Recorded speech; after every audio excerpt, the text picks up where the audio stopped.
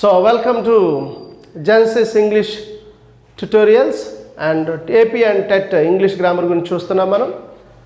అలాగే డిఎస్సికి సంబంధించి ఇంగ్లీష్ కూడా చూస్తున్నాం. వీడియో 30లో ఉన్నాం మనం.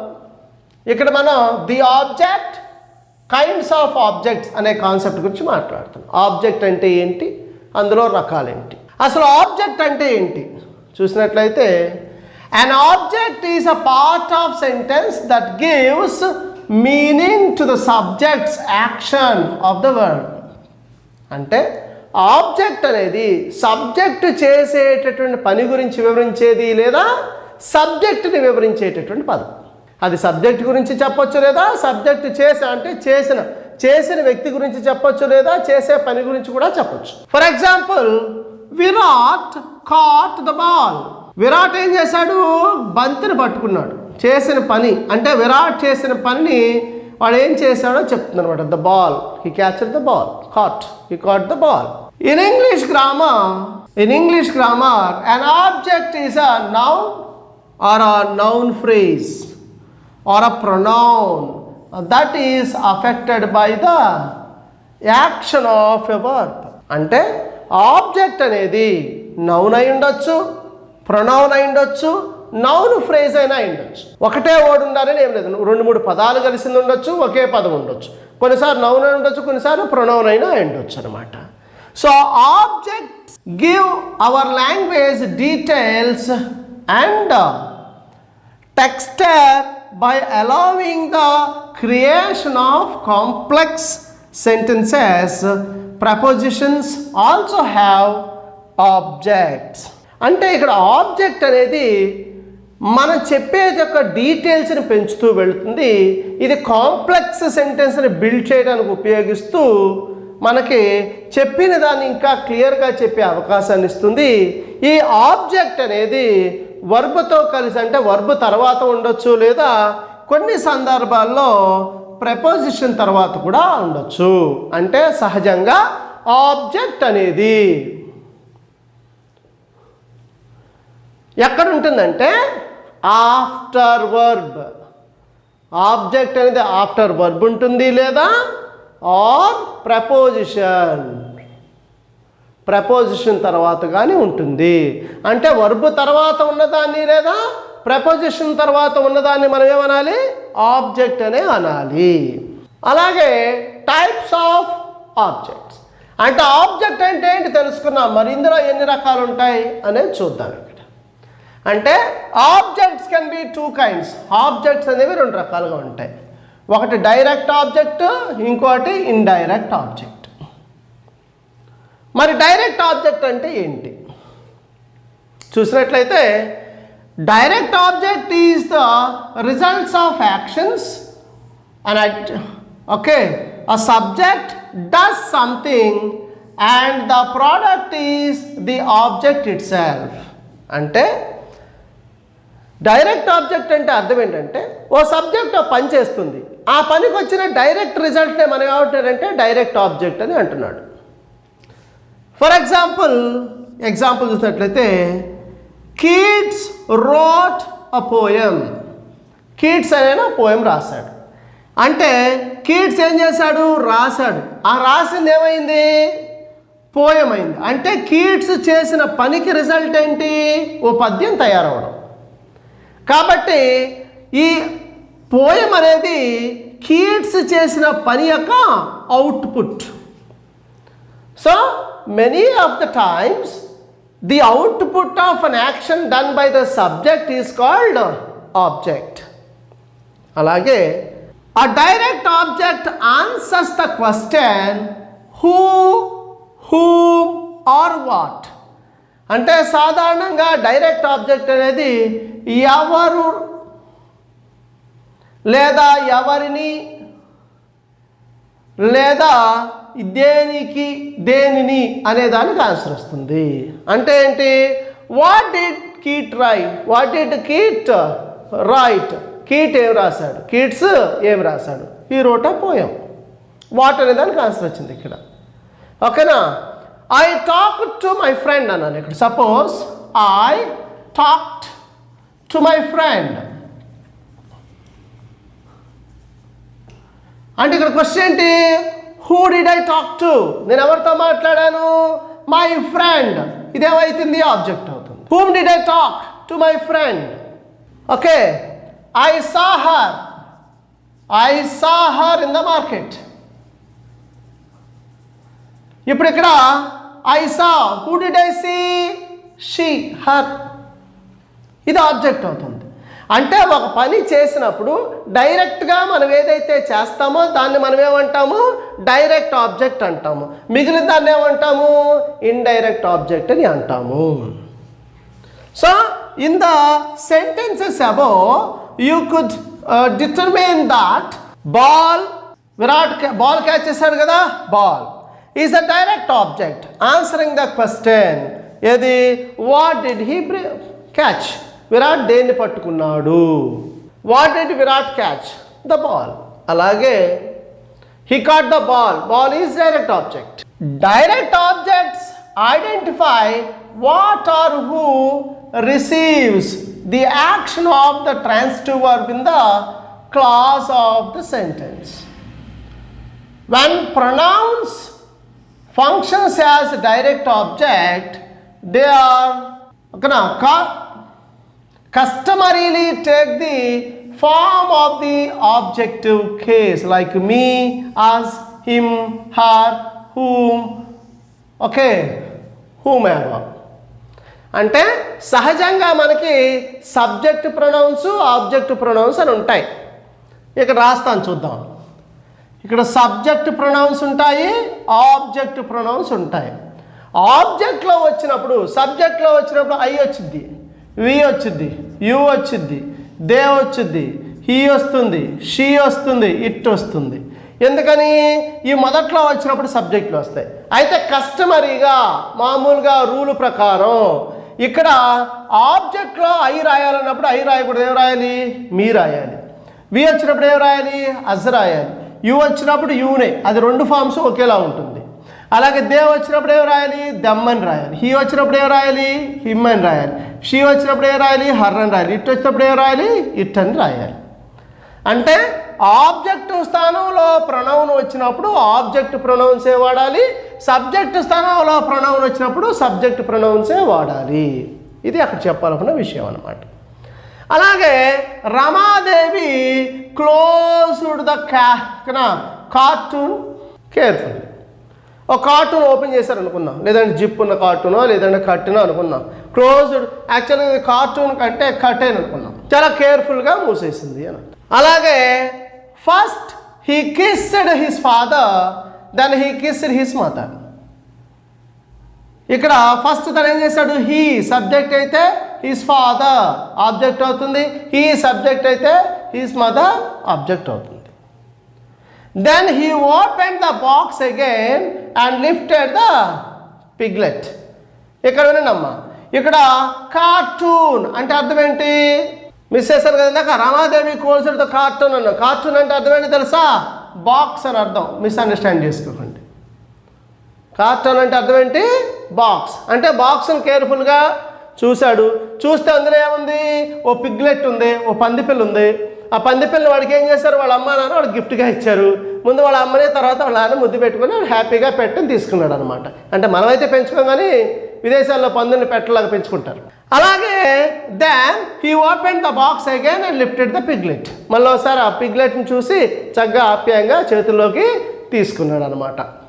అలాగా sometimes verbs ending with ING. కొన్నిసార్లు ఐఎన్జీ వర్బులు కూడాను that can act as nouns. కొన్నిసార్లు ఐఎన్జీ వర్బులు కూడాను నౌన్స్గా యాక్ట్ చేస్తాయి. అప్పుడు అవి సబ్జెక్ట్స్ అవ్వచ్చు లేదా ఆబ్జెక్ట్స్ కూడా కావచ్చు. ఇక్కడ చూడండి, I enjoy gardening on the weekends. అంటే ఇక్కడ ఐ ఎంజాయ్ ఇది సబ్జెక్ట్ అయితే, వర్బ్ అయితే ఇక్కడ గార్డెనింగ్ ఏమవుతుంది? ఆబ్జెక్ట్ అవుతుంది. అంటే గార్డెనింగ్ చేయడం అనేది నాకు ఇష్టం అంటే ఐఎన్జీ వర్బ్ అనేది ఇక్కడ ఆబ్జెక్ట్లో వచ్చింది. అలాగే సబ్జెక్ట్లో కూడా రావచ్చు. గార్డెనింగ్ ఈజ్ మై హాబీ అని కూడా రావచ్చు. అంటే మీకు వర్బ్ తర్వాత లేదా ప్రపోజిషన్ తర్వాత వచ్చేదాన్ని ఆబ్జెక్ట్ అంటాము. అయితే ఏదైనా ఒక పని చేసినప్పుడు డైరెక్ట్గా వచ్చే రిజల్ట్ని డైరెక్ట్ ఆబ్జెక్ట్ అని, ఆ తర్వాత మిగిలిన దాన్ని ఇండైరెక్ట్ ఆబ్జెక్ట్ అని అంటాము. ఆబ్జెక్ట్ అన్నామంటే అందులో ఖచ్చితంగా నౌన్ ఉండి తీరాల్సిందే. ఆ నౌన్ అనేది నౌన్ అయి ఉండొచ్చు, ప్రొనౌన్ అయి ఉండొచ్చు, లేదా ఐఎన్జీ వర్బ్ అయినా అయి ఉండొచ్చు. నౌన్ అయి ఉండొచ్చు, ప్రొనౌన్ అయి ఉండొచ్చు, లేదా ఐఎన్జీ వర్బ్ అయినా అయి ఉండొచ్చు. ఒకవేళ ప్రొనౌన్ కనుక అయితే ఆబ్జెక్ట్ ప్రొనౌనే వాడాలి. My mother included reading and baking in her list of hobbies. మా మదర్ ఏం చేశారు? రీడింగ్ని బేకింగ్ని అంటే వండడాన్ని చదవడాన్ని కూడా తన హాబీస్లో చేర్చుకున్నారు. ఇది ఆబ్జెక్ట్ అయింది, డైరెక్ట్ ఆబ్జెక్ట్. మరి ఇండైరెక్ట్ ఆబ్జెక్ట్ అంటే అర్థమైంది కదా, ఏదైనా ఒక పని చేసినప్పుడు డైరెక్ట్గా వచ్చే రిజల్ట్ని మనం డైరెక్ట్ ఆబ్జెక్ట్ అని అంటాము. మరి ఇండైరెక్ట్ ఆబ్జెక్ట్ అంటే ఏంటి? Indirect objects receive or respond to the outcome of an action. ఇప్పుడు సపోజ్ నేను మీకు ఇంగ్లీష్ క్లాస్ చెప్తున్నాను, అంటే I'm teaching you English class. ఇప్పుడు నేను డైరెక్ట్గా చేసే పని ఇంగ్లీష్ క్లాస్ చెప్పడం కాబట్టి ఇప్పుడు డైరెక్ట్ ఆబ్జెక్ట్ ఏమవుతుంది? ఇంగ్లీష్ క్లాస్ అవుతుంది. మీరు వింటున్నారు కాబట్టి దాని ప్రాఫిట్ని ఎంజాయ్ చేస్తున్నారు మీరు. అప్పుడు మీరేమవుతారు? ఇండైరెక్ట్ ఆబ్జెక్ట్ అవుతారు. ఒక పని చేసేది డైరెక్ట్ ఎఫెక్ట్ అయితే డైరెక్ట్ ఆబ్జెక్ట్, దాని ద్వారా లబ్ధి పొందేదాన్ని వాళ్ళని ఏమంటారంటే ఇండైరెక్ట్ ఆబ్జెక్ట్ అని అంటాము. For example, hour manager sent me an email అన్నారు. ఇక్కడ అవర్ మేనేజర్ సబ్జెక్ట్ అయితే, సెంట్ వర్బ్ అయితే, మీ యాన్ ఈమెయిల్ అంటే డైరెక్ట్గా తను పంపించింది ఏంటి? నాకు ఈమెయిల్. ఇదేమవుతుంది? డైరెక్ట్ ఆబ్జెక్ట్ అవుతుంది. పంపించింది ఎవరికి? నాకు. దాన్ని రిసీవ్ చేసుకుంది నేను. రిసీవ్ చేసుకున్న వాడు ఏమవుతాడు? ఇండైరెక్ట్ ఆబ్జెక్ట్ అవుతాడు. చేసినటువంటి పని డైరెక్ట్ ఆబ్జెక్ట్ అయితే రిసీవ్ చేసుకున్నటువంటి వాడు ఇండైరెక్ట్ ఆబ్జెక్ట్ అవుతాడు. అంటే ఇక్కడ చూడండి, the pronoun me comes after the verb sent and before the noun email. అంటే వర్బ్ తర్వాత ఈమెయిల్కి ముందుగా వస్తుంది కదా, వచ్చింది కదా మీ అనేది. So which is the direct object in this sentence. The direct object always goes before the direct object. The indirect object always goes before the direct object. అంటే అర్థం చేసుకోవాల్సింది ఏంటంటే ఇక్కడ కాంప్లికేషన్ ఏమి లేదండి. ఇక్కడ అర్థం చేసుకోవాల్సింది ఏంటంటే, ఇప్పుడు suppose I gave my son a car అన్నాను నేను. I gave my son a car. I అనేది సబ్జెక్ట్ అయితే, గేవ్ అనేది వర్బ్ అయితే, మై సన్ అ కార్. నేను ఇచ్చిన వస్తువు ఏంటి? డైరెక్ట్గా కార్ ఇచ్చాను. అంటే ఇదేమవుతుంది? డైరెక్ట్ ఆబ్జెక్ట్ అవుతుంది. అయితే నా కొడుకు ఏం చేసుకున్నాడు? ఆ కార్ తీసుకున్నాడు. కాబట్టి ఇదేమవుతుంది? ఇండైరెక్ట్ ఆబ్జెక్ట్ అవుతుంది. అయితే విషయం ఏంటంటే ఇంగ్లీష్లోనంట ఈ ఇండైరెక్ట్ ఆబ్జెక్ట్ అనేది వర్బ్ తర్వాత డైరెక్ట్ ఆబ్జెక్ట్కు ముందే వస్తుంది అని చెప్తున్నారు. ముందు డైరెక్ట్ ఆబ్జెక్ట్ వచ్చి తర్వాత ఇండైరెక్ట్ ఆబ్జెక్ట్ రాదు. ముందు ఇండైరెక్ట్ ఆబ్జెక్ట్ వచ్చిన తర్వాతే డైరెక్ట్ ఆబ్జెక్ట్ వస్తుంది అని చెప్తున్నారు అన్నమాట ఇక్కడ. సో ఇంకా దీని గురించి ఫర్దర్గా మాట్లాడదాం. An indirect object answers the question to whom, for what. ఎవరికి ఇచ్చావు, దేనికోసం ఇచ్చావు, అలాగే ఓకేనా, లేదంటే అంతే ఎవరి కోసం దేనికోసం ఇచ్చావు అనేది ఆన్సర్ అవుతుంది అనమాట ఇక్కడ. For example, Maxwell pitched Virat the ball. అంటే మ్యాక్స్వెల్ ఏం చేశాడు? విరాట్కు బాల్ వేశాడు. మ్యాక్స్వెల్ సబ్జెక్ట్ అయితే, పిచ్డ్ వర్బ్ అయితే, విరాట్ ఏమవుతాడు? ఇండైరెక్ట్ ఆబ్జెక్ట్ అవుతాడు. మరి బాల్ ఏమవుతుంది? డైరెక్ట్ ఆబ్జెక్ట్ అవుతుంది. ఎందుకని? మ్యాక్స్వెల్ డైరెక్ట్గా వేసింది ఏంటి? బాలే. విరాట్ని ఇసరలేదు వాడు. ఆ ఇసిరిన బాల్ని ఎవరు క్యాచ్ చేయాలి, ఎవరు కొట్టాలి? విరాట్ కొట్టాలి. నేనేం చెప్పాను? వర్బ్ తర్వాత లేక డైరెక్ట్ ఆబ్జెక్ట్కు ముందు ఏమొస్తుంది? ఇండైరెక్ట్ ఆబ్జెక్ట్ వస్తుంది. అలాగే nouns and pronouns also function as indirect objects. కొన్ని సందర్భాలు ఇండైరెక్ట్ ఆబ్జెక్ట్స్ అనే నౌన్స్ అవ్వచ్చు, ప్రొనౌన్స్ కూడా కావచ్చు. These objects are beneficiaries or recipients of the actions in the sentence. అంటే ఇండైరెక్ట్ ఆబ్జెక్ట్ అనేవాళ్ళు రెసిపియంట్స్, ఇచ్చిన దాన్ని తీసుకునేవాడు. ఇచ్చేటటువంటి వస్తువు డైరెక్ట్ ఆబ్జెక్ట్ అయితే తీసుకునేవాడు ఏమవుతాడు? రెసిపియంట్ అవుతాడు. అంటే తీసుకునేవాడు ఇండైరెక్ట్ ఆబ్జెక్ట్ అయితే ఇయ్యబడిన వస్తువు ఏమవుతుంది? డైరెక్ట్ ఆబ్జెక్ట్ అవుతుంది.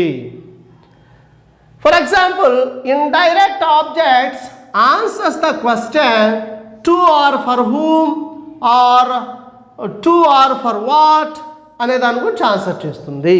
For example, it was Ravi's birthday, so mom had baked him a chocolate cake. ఇది రవి బర్త్డే కాబట్టి మామ్ ఏం చేసింది? వాడి కోసం మంచి చాక్లెట్ కేక్ని వండింది. ఇక్కడ చూడు, ma'am had baked him a chocolate cake. తన కోసం వండింది ఏంటి? Chocolate cake. ఇది డైరెక్ట్ ఆబ్జెక్ట్ అవుతుంది. ఎవరి కోసం వండింది? తీసుకునేవాడవడు హిమ్. ఇదేమవుతుంది? ఇండైరెక్ట్ ఆబ్జెక్ట్ అవుతుంది. ఎందుకని? డైరెక్ట్గా మమ్మీ రవిగాడిని వండలా, రవిగాడి కోసం కేక్ వండింది. సో డైరెక్ట్గా సబ్జెక్టుతో వచ్చేటటువంటి రిజల్ట్ డైరెక్ట్ ఆబ్జెక్ట్ అయితే దాన్ని రిసీవ్ చేసుకునేవాడు ఏమవుతాడు? ఇండైరెక్ట్ ఆబ్జెక్ట్ అవుతాడు. అలాగే my aunt opened her purse and gave Ravi a gift.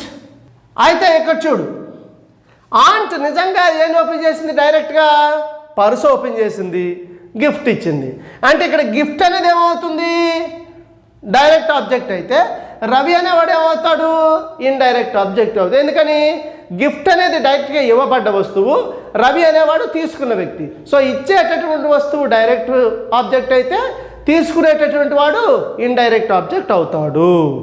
చూడండి ఇక్కడ, it will be noticed that the position of the direct object is immediately after the verb before the direct object.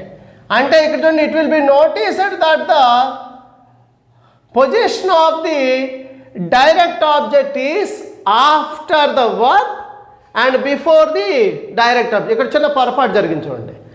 The position of the indirect object అని చదవండి ఇక్కడ. అంటే ఇక్కడ indirect object అనేది ఎక్కడొస్తుందంట? Immediately after verb తర్వాతే వస్తుంది. దేనికంటే ముందు? డైరెక్ట్ ఆబ్జెక్ట్ కంటే ముందు వస్తుంది. ఫర్ ఎగ్జాంపుల్ చూద్దాం చూడండి ఇక్కడ. Rama gave Hari a ball. Rama subject, gave verb. Hari అనేవాడు ఆబ్జెక్టే, ఆ బాల్ అనేది కూడా ఆబ్జెక్టే. అయితే రాము డైరెక్ట్గా ఇచ్చింది ఏంటి? బాలు. ఇచ్చినటువంటి వస్తువు ఏమవుతుంది? డైరెక్ట్ ఆబ్జెక్ట్ అవుతుంది. మరి తీసుకున్నటువంటి వాడు ఏమవుతాడు? ఇండైరెక్ట్ ఆబ్జెక్ట్ అవుతాడు. ఇది గుర్తించాలి. అలాగే will you do me a favour అన్నారు. విల్ యూ అనేది సబ్జెక్ట్ అయితే, డూ అనేది వర్బ్ అయితే, మీ ఆబ్జెక్టే, ఫేవర్ ఆబ్జెక్టే. ఇప్పుడు నువ్వు నాకు డైరెక్ట్ చేసేది ఏంటి? ఫేవర్, సాయం. నేను తీసుకునేది సాయం. సో ఇవ్వబడేది ఫేవర్ కాబట్టి ఇదేమవుతుంది? డైరెక్ట్ ఆబ్జెక్ట్ అవుతుంది. నేను తీసుకునేవాడిని కాబట్టి ఏమవుతాను? ఇండైరెక్ట్ ఆబ్జెక్ట్ అవుతాను. అలాగే I bought Rama a ball. నేను బాల్ కొన్నాను. ఐ సబ్జెక్ట్ అయితే, బాట్ వర్బ్ అయితే, రామ ఆబ్జెక్టే, బాలు ఆబ్జెక్టే. అయితే నేను డైరెక్ట్గా కొన్నది ఏంటి? రాముడినా బంతినే కొన్నాను. ఎవడి కోసం కొన్నాను? రాముడి కోసం కొన్నాను. అంటే తీసుకునేవాడు ఎవడు? రాముడే. కాబట్టి బాల్ అనేది ఏమవుతుంది? డైరెక్ట్ ఆబ్జెక్ట్ అవుతుంది. మరి రామ ఏమవుతుంది? ఇండైరెక్ట్ ఆబ్జెక్ట్ అవుతుంది. అలాగే fetch the boy a book. ఆ అబ్బాయికి ఒక పుస్తకాన్ని తీసుకురండి. ఎవరైనా సమ్మన్ అని తీసుకుంటే, ఇది ఇంపరేటివ్ సెంటెన్స్ కాబట్టి ఇక్కడ సమ్మన్ అని అర్థం. అయితే fetch the boy a book అన్నారు. ఇక్కడ ద బుక్ ఏమవుతుంది? తేవాల్సింది బుక్, ఇవ్వాల్సింది అబ్బాయికి. కాబట్టి తేవాల్సింది ఏమవుతుంది? Direct object. మరి తీసుకునేవాడు ఏమవుతాడు? ఇండైరెక్ట్ ఆబ్జెక్ట్ అవుతాడు. ఇది గమనించాలి మీరు. అలాగే షీ మేడ్, షీ సబ్జెక్ట్ అయితే, మేడ్ వర్బ్ అయితే, రూత్ ఆబ్జెక్ట్ అయితే, ఆ న్యూ డ్రెస్ ఇది కూడా ఆబ్జెక్టే.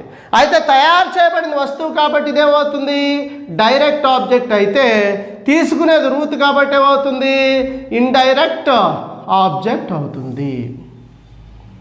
గమనించాలి. అంటే ఇచ్చేటటువంటి వస్తువు డైరెక్ట్ ఆబ్జెక్ట్ అయితే, తీసుకునేటటువంటి వాడు ఏమవుతాడు, ఇండైరెక్ట్ ఆబ్జెక్ట్ అవుతాడు. అలాగే చివరి సెంటెన్స్ చూడండి ఒకసారి. గెట్ మీ అ ట్యాక్సీ. గెట్ అనేది వర్బ్ అయితే, మీ అనేది ఆబ్జెక్టు, ఆ ట్యాక్సీ అనేది ఆబ్జెక్టే. అయితే ముందు నా కోసం తీసుకురావాల్సింది ఏంటి, ట్యాక్సీ. తీసుకురాబడే వస్తువు ట్యాక్సీ, తీసుకునేది ఎవరు, నేను. కాబట్టి ఇందులో డైరెక్ట్ ఆబ్జెక్ట్ ఏమవుతుందంటే ట్యాక్సీ, డైరెక్ట్ ఆబ్జెక్ట్. దాని మీద వెళ్ళేవాడిని నేను కాబట్టి ఏమవుతాను, ఇండైరెక్ట్ ఆబ్జెక్ట్ అవుతాను. దీన్ని జాగ్రత్తగా గుర్తుపెట్టుకోండి. యాక్టివ్ వాయిస్, ప్యాసివ్ వాయిస్లో ఇది మీకు చాలా హెల్ప్ అవుతుంది.